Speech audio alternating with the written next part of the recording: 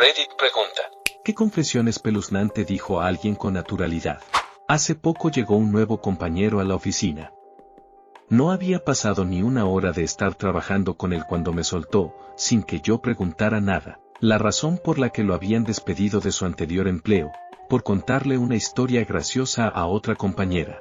Y aquí viene lo mejor.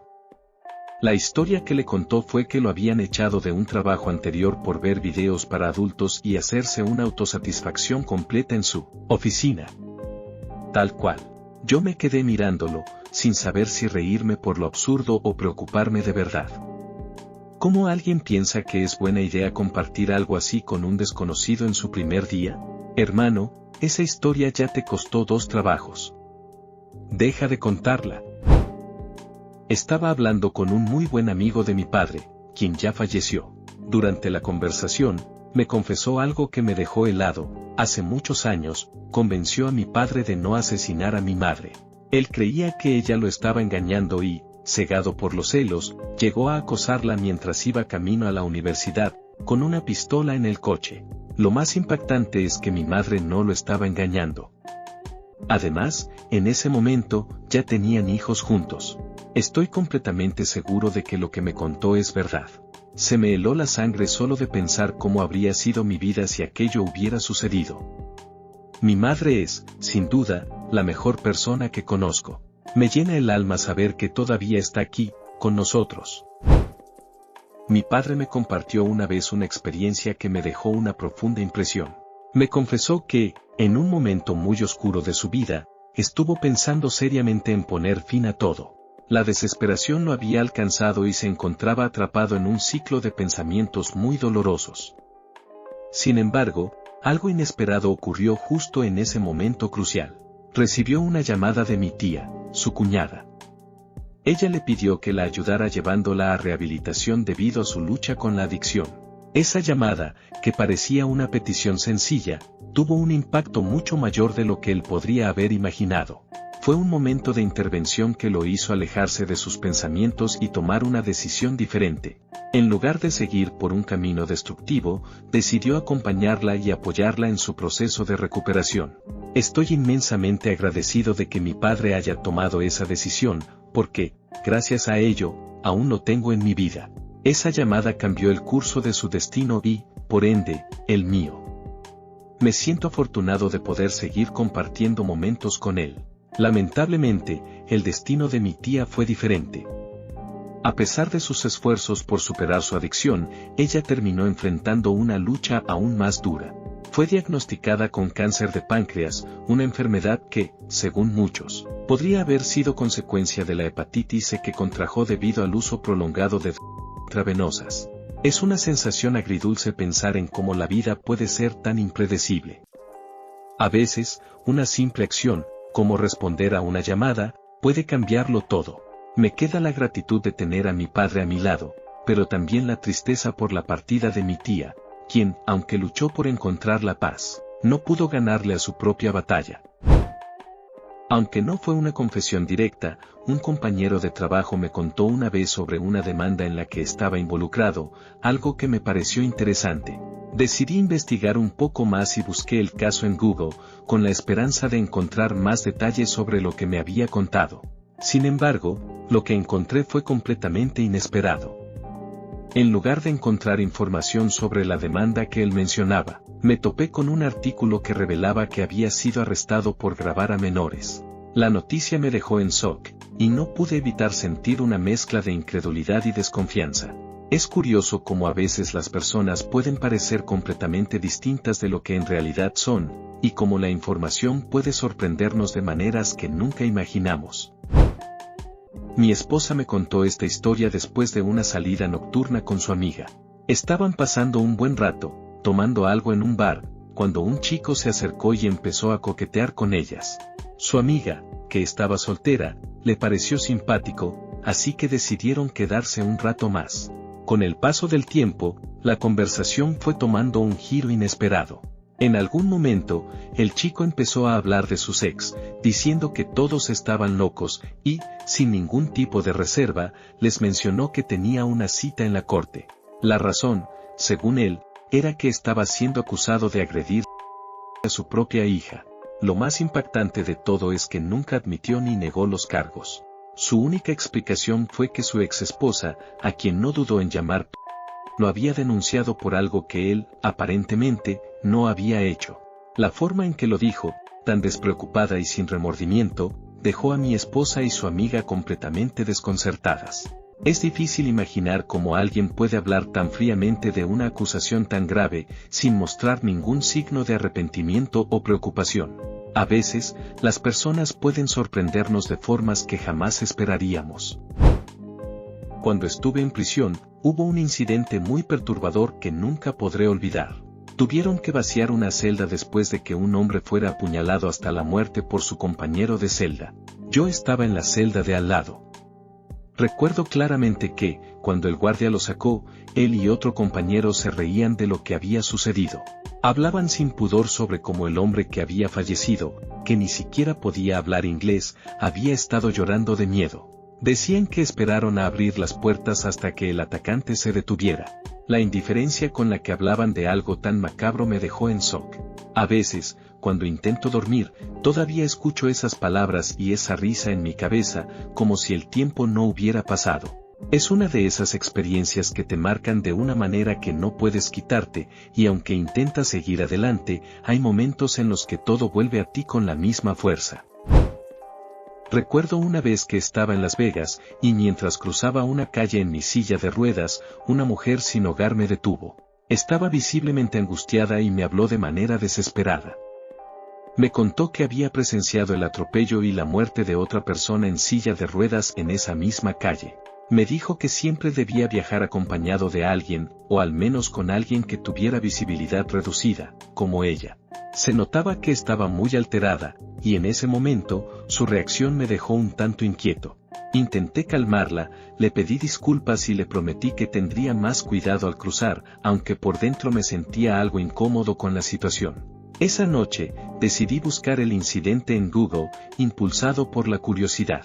Para mi sorpresa, encontré un artículo que mencionaba el atropello, pero lo que realmente me dejó sin palabras fue que, entre los resultados, apareció una foto de la mujer que me había detenido.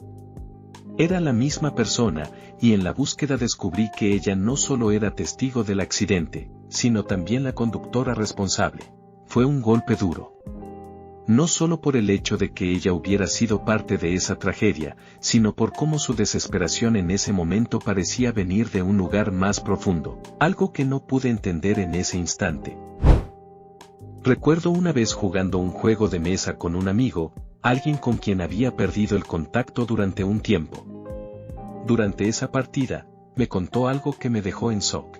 Me reveló que, tiempo atrás, se había involucrado en actividades de tráfico de drogas, algo que nunca hubiera imaginado de él. Me relató una historia en la que, una noche, alguien lo estafó, y él y sus amigos, buscando venganza, persiguieron al estafador.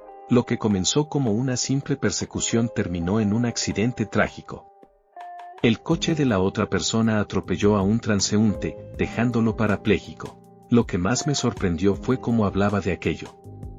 Aunque se sentía culpable por lo que había sucedido, el peso de la responsabilidad parecía consumirlo. Me dijo que, después del incidente, no podía dejar de mirar las noticias, obsesionado con los detalles del suceso, buscando alguna forma de hacer las paces con lo que había causado, aunque sabía que no podía cambiarlo. Al poco más de un año de esa conversación, me enteré de que mi amigo había muerto. La causa fue intoxicación alcohólica, una triste ironía que me hizo pensar en lo difícil que debe ser cargar con esa clase de culpa. La vida de mi amigo, marcada por sus propios errores y arrepentimientos, terminó de una manera tan trágica como la historia que me contó. Un buen amigo mío había estado viajando por el país durante casi un año. Estaba haciendo autostop, durmiendo en sofás de desconocidos, acampando en el desierto, y viviendo una vida completamente diferente a la que estábamos acostumbrados. Así que, cuando regresó, nos reunimos todos para ponernos al día y pasar un buen rato juntos. La reunión rápidamente se convirtió en una pequeña fiesta, llena de risas y anécdotas de sus viajes. En medio de la conversación, sin previo aviso, simplemente nos soltó que tenía una cita en el juzgado. Nos explicó que su ex lo estaba demandando por haber golpeado a su hija pequeña casi hasta la muerte antes de irse. Fue un golpe de realidad tan brutal y repentino que, por un momento, todo se detuvo. Pero lo más desconcertante fue que, después de decir eso, intentó seguir como si nada. Volvió a la conversación y la fiesta continuó como si esa confesión espantosa no hubiera sido dicha. A decir verdad, nunca más supe nada de nadie que estuviera allí con él en ese momento. Fue como si todos hubiéramos quedado en shock, pero sin saber cómo reaccionar ante lo que acabábamos de escuchar. La verdad es que, aunque intentamos seguir adelante, ese momento marcó un punto de no retorno para todos. Mi querida amiga, cuando tenía unos 15 años, comentó casualmente lo difícil que era quitarse su padre del pelo. Le pregunté más al respecto y descubrí que era algo recurrente y que su madre lo sabía. Se lo conté directamente a mis padres y ellos contactaron a las personas adecuadas. Cuando era un gerente joven, una chica nueva comenzó a trabajar en mi equipo. Era joven, probablemente unos 19 años, y cubrió un turno nocturno que yo solía tener. En un momento, me pidió si podía llevarla a casa, ya que los autobuses no pasaban tan tarde. Acepté, ya que no tenía que estar despierto hasta las 3 de la madrugada, y prefería no estar tan cansado para trabajar a las 5 al día siguiente. No me pidió dinero, solo me pidió el favor de llevarla, y así lo hice. De camino a su casa, comenzó a hablarme de su vida. De manera inesperada, me contó algo que me dejó muy impactado. Me dijo que el día que se fue de su casa, coincidía con el primer aniversario del fallecimiento de su hermano. Su hermano, quien siempre había sido su protector, había tomado la decisión de irse, y ella fue la que lo encontró. No pude evitar sentirme abrumado por lo que me estaba contando. Su hermano había sido una figura crucial en su vida, después de haber vivido muchos años en un ambiente familiar muy difícil. El dolor que llevaba consigo, las experiencias tan traumáticas que había vivido, todo eso la había marcado profundamente. A pesar de los esfuerzos de su hermano mayor para protegerla, la situación era insostenible. El hermano había intentado intervenir, buscando ayuda, aunque le costó mucho que le creyeran cuando denunció la situación en su hogar. A pesar de la intervención de las autoridades, ella y su hermano fueron separados y puestos en hogares de acogida. Cuando su hermano cumplió 18 años, intentó reunirse con ella para empezar de nuevo en una ciudad diferente, pero a pesar de la esperanza de comenzar una nueva vida, los recuerdos y el sufrimiento del pasado nunca desaparecieron por completo. Al final de su relato, tomé su mano. Lloré.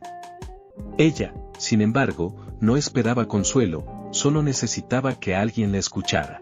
Aunque yo tenía que regresar para abrir el turno y hacer pedidos, no podía dejarla sola en ese momento tan vulnerable. La acompañé hasta la puerta de su apartamento. Cuando entramos, la casa era un reflejo de su lucha interna, vacía, sin muebles, solo un colchón en el suelo. Me ofreció un vaso de agua, pero lo que realmente deseaba era compartir su dolor. Me dijo que, aunque trataba de seguir adelante, pasaba mucho tiempo pensando en rendirse, pero que lo que la detenía era el recuerdo de su hermano. Sentía que no podía permitir que su vida se apagara porque no quería que él fuera olvidado. Le pedí que no hiciera nada hasta que terminara mi turno de trabajo. Le pedí que me lo prometiera. De regreso al trabajo, no pude evitar pensar que lo que me había contado parecía tan increíble que me resultaba difícil de creer. Me sentí culpable por dudar, pero aún así, le conté todo a la gerente nocturna. Ella se mostró preocupada, y comenzó a investigar por su cuenta. Fue entonces cuando descubrimos que su historia era real. Encontramos el obituario de su hermano y la confirmación de lo que me había contado. Aunque nuestras vidas parecían ser bastante duras por fuera, en ese momento nos vimos profundamente conmovidos. Decidimos hacer todo lo posible para ayudarla. La gerente y yo conseguimos algunos muebles, un futón, algunas cosas que pudieran hacer su apartamento más habitable. Pasamos horas limpiando y organizando, porque queríamos que al menos tuviera un lugar donde sentirse un poco más segura. Pero a pesar de todos nuestros esfuerzos, la vida siguió siendo un desafío para ella. Después de que yo me mudé para un nuevo trabajo, perdí el contacto cercano con ella. Tiempo después, supe que la situación empeoró. La chica comenzó a beber y a recurrir a sustancias nuevamente. Las cosas se complicaron mucho más. Intentó intercambiar su cuerpo por algo de dinero para las sustancias, y finalmente, se apagó, eligiendo dejar este mundo. A veces, cuando todo va bien, recuerdo a esa chica. Recuerdo nuestras conversaciones, su capacidad para hacer reír a los demás, como era tan cálida y genuina con todos, a pesar de lo que llevaba dentro. Era una persona increíblemente alegre, y aunque sus palabras siempre fueron sinceras, me siento triste al pensar que nunca tuvo la oportunidad de ser escuchada en la forma en que necesitaba. El mundo debió haber sido más amable con ella. Yo debía haberlo sido también.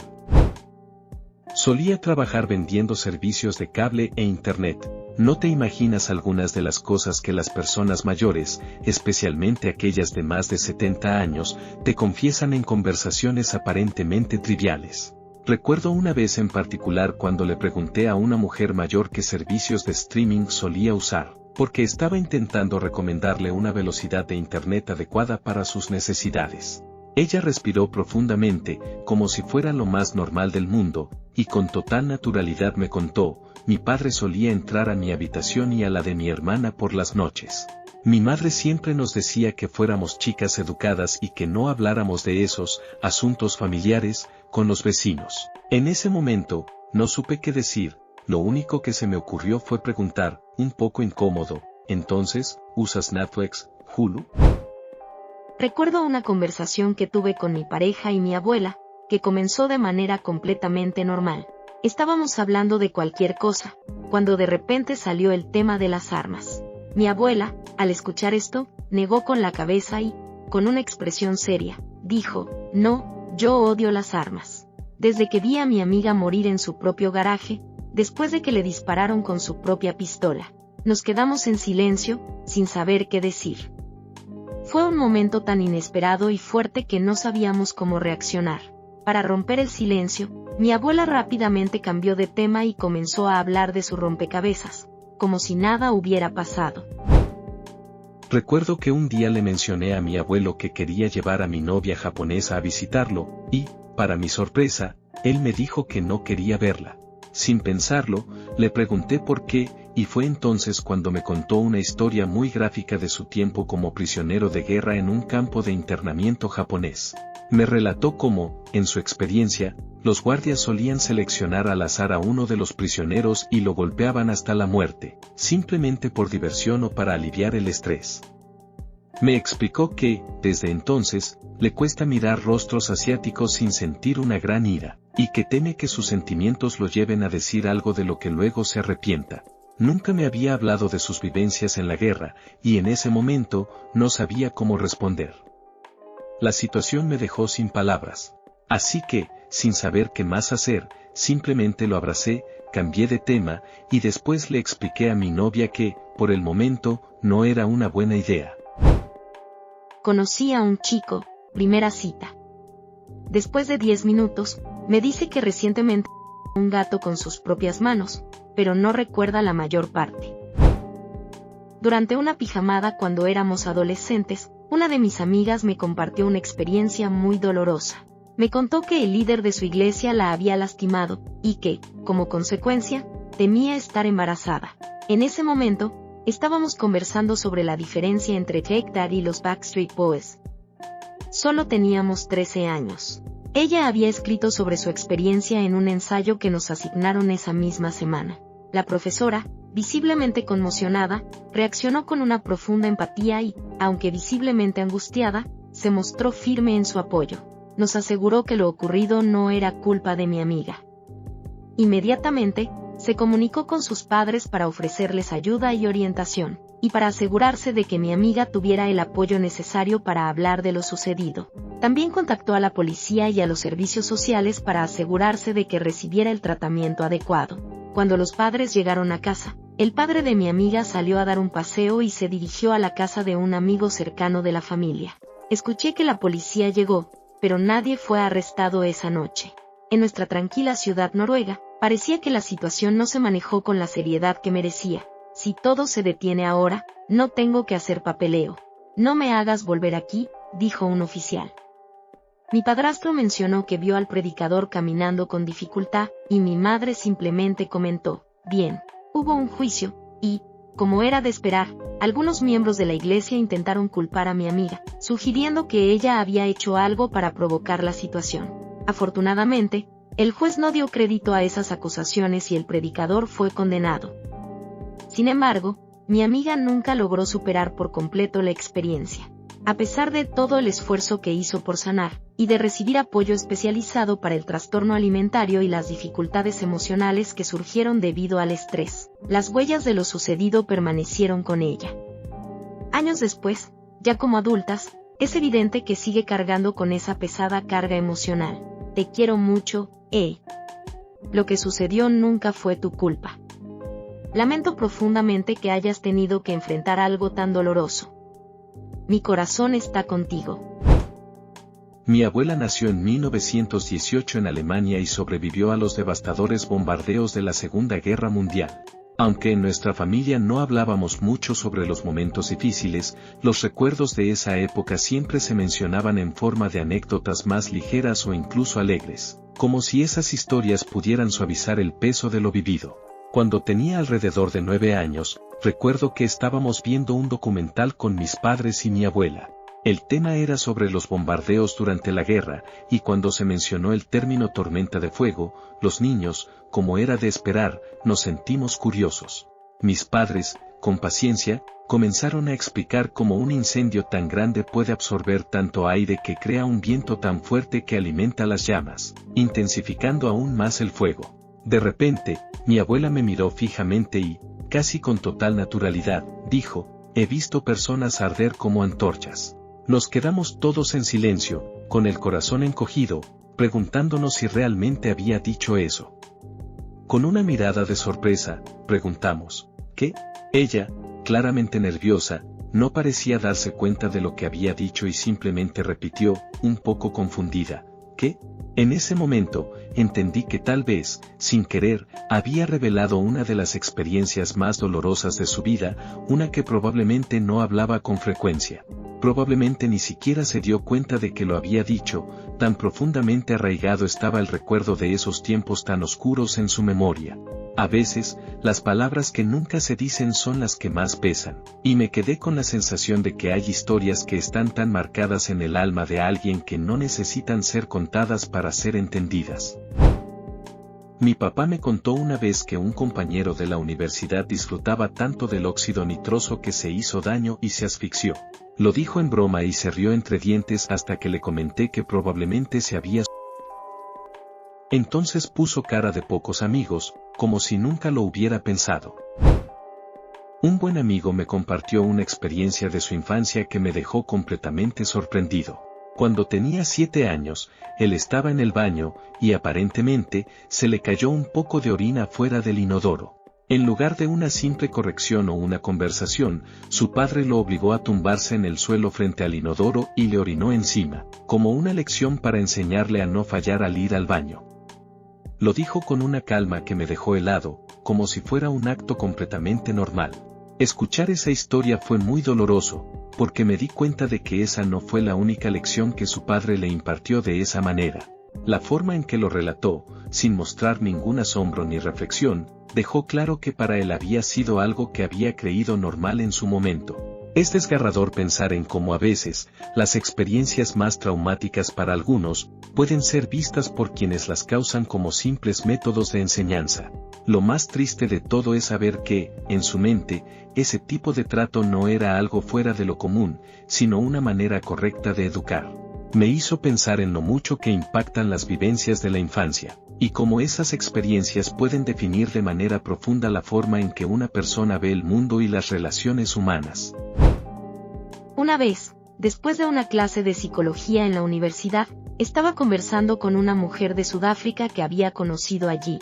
Estábamos hablando sobre lo seguras que nos sentíamos físicamente en la ciudad universitaria, y en ese momento, casi sin pensarlo, le mencioné que había vivido una experiencia traumática en su país, cuando fui secuestrada y sufrí una agresión por parte de unos hombres. Vi que su rostro reflejaba sorpresa y preocupación, pero lo que realmente me impactó fue cómo, tras un momento de silencio, empezó a hablar de su propia historia de una forma que parecía completamente natural.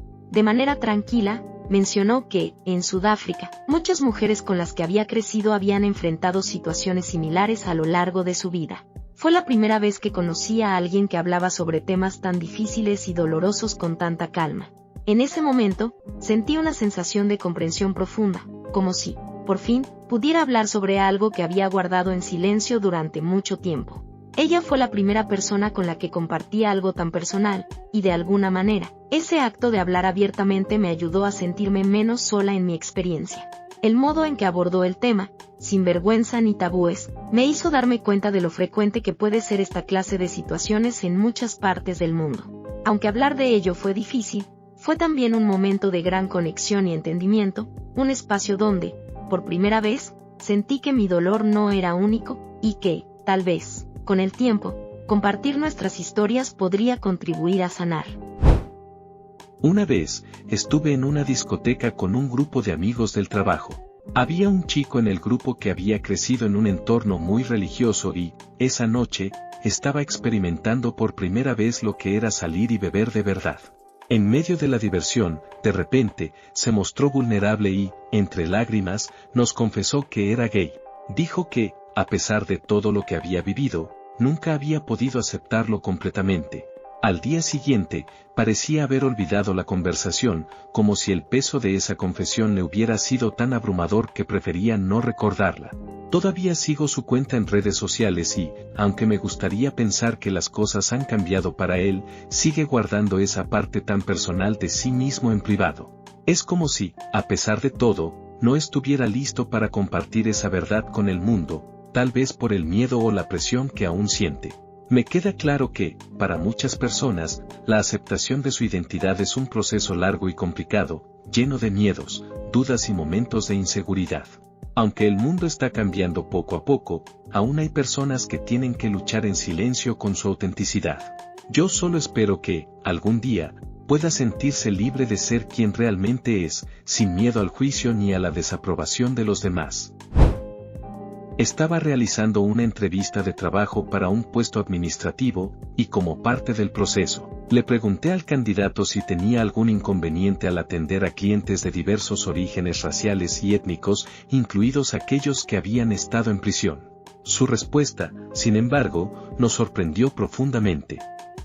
Comenzó a compartir una experiencia personal muy difícil, revelando que, cuando era niño, había sufrido abuso por parte de figuras religiosas. Lo que comenzó como una respuesta aparentemente sencilla se convirtió en un relato muy detallado y doloroso que duró varios minutos. Mis colegas y yo quedamos sorprendidos, ya que no esperábamos que la entrevista tomara ese giro. La intención de la pregunta era simplemente conocer su disposición para trabajar con personas de diferentes antecedentes, y de repente nos encontramos con una conversación muy íntima y difícil. Fue un momento incómodo para todos, ya que claramente no era el espacio adecuado para tratar esos temas tan personales. Es importante reconocer que las experiencias traumáticas que las personas pueden haber vivido, especialmente en su infancia, tienen un impacto profundo en sus vidas. Sin embargo, también debemos ser conscientes de cuándo y cómo esos relatos se comparten, ya que una entrevista de trabajo no es el contexto adecuado para tratar cuestiones tan sensibles sin el apoyo adecuado. Esa situación me recordó la importancia de la empatía y el respeto por los límites emocionales de los demás, tanto en un entorno profesional como personal. Cuando se estrenó la primera película de Harry Potter en 2001, mi entonces pareja me comentó durante la proyección que estaba enamorado de Hermione, el personaje interpretado por Emma Watson. Me sorprendió mucho, no solo por la naturaleza de la afirmación, sino también porque la actriz tenía solo 10 años en ese momento, mientras que él tenía 25.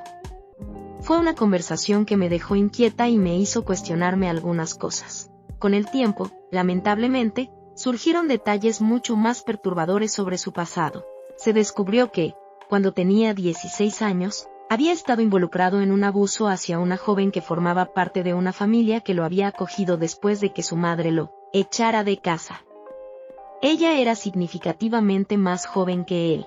Este tipo de revelaciones, aunque impactantes, son las que realmente te hacen reflexionar sobre las señales de alerta que a veces uno no puede o no quiere ver. Hace unos años, mi mamá me recogió para celebrar mi cumpleaños y, Durante la comida, de repente, mencionó un viaje a Disney al que fuimos cuando era pequeña. Había participado en una competencia de animadoras, y, como era mi costumbre, solo pedí un peluche de Minnie Mouse, uno redondo y suave, lleno de cuentas que se sentían como poliestireno. Era tan blandito que, con curiosidad, le pregunté a mi mamá si podía comerlo. Ella me dijo que no, y yo, inocente, asumí que era porque mis abuelos no querían que lo hiciera. Sin embargo, me contó un detalle que jamás imaginé. En ese entonces, mi papá y ella aún estaban casados, y él había vaciado su cuenta bancaria contratando en un club local. La amiga de mi mamá, cuya hija también formaba parte del equipo, tuvo que ayudarnos a pagar la cena esa noche, ya que no sabíamos que íbamos a estar sin dinero. Mi mamá, sin decírmelo, tuvo que pedir un adelanto de su salario al trabajo al día siguiente, ya que estaríamos sin comida durante más de 3 días, pues el paquete de alojamiento solo incluía desayuno.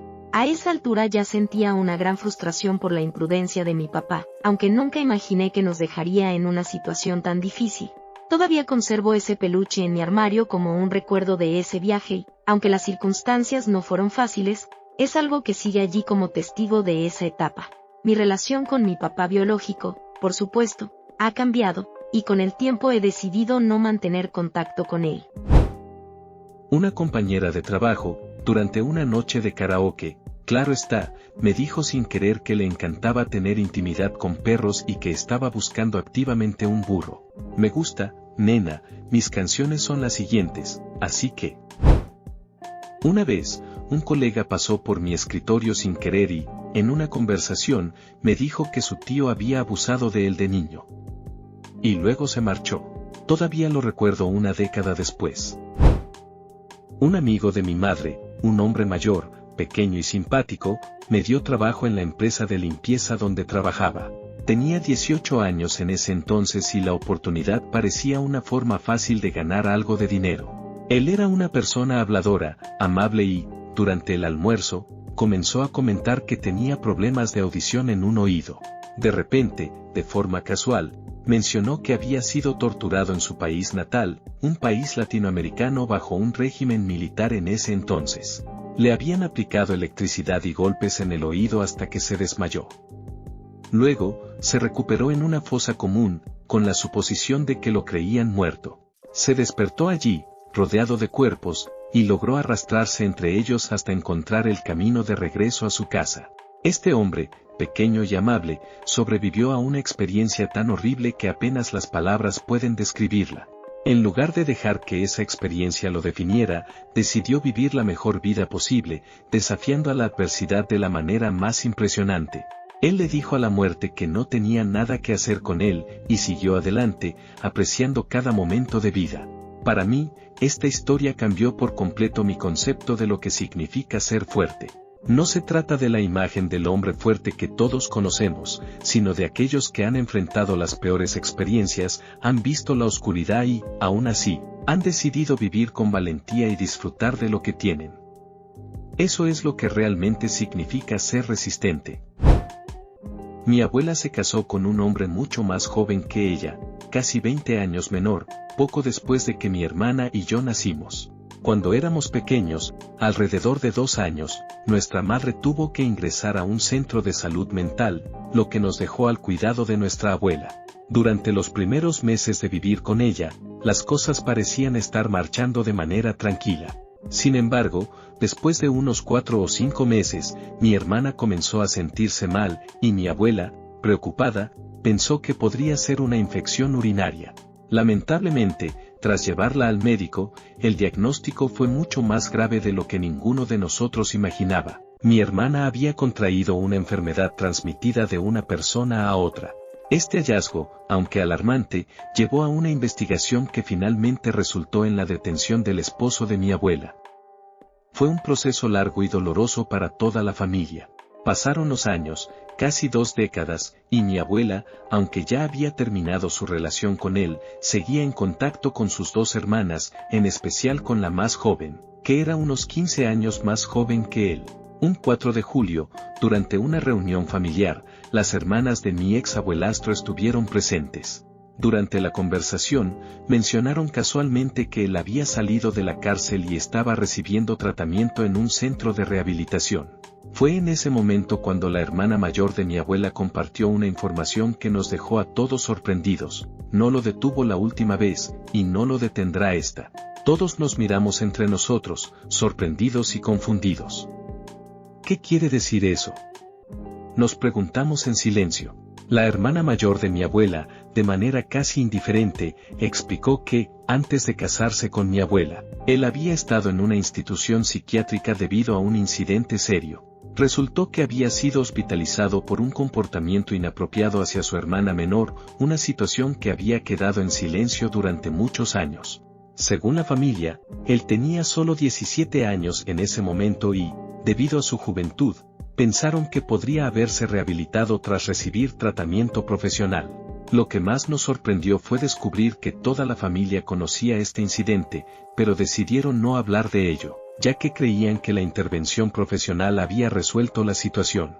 Sin embargo, él volvió a tener comportamientos inapropiados, y a pesar de eso, la familia continuó manteniendo una relación cercana con él durante casi 2 décadas, sin mencionar nunca lo sucedido en el pasado. Este ocultamiento de la verdad nos dejó profundamente desconcertados y tristes, especialmente a nuestra familia, que ya había vivido situaciones difíciles en el pasado. Fue una revelación dolorosa y, después de pensarlo mucho, decidimos cortar todo tipo de contacto con ellos. Fue una decisión difícil, pero era lo mejor para nuestra tranquilidad y bienestar.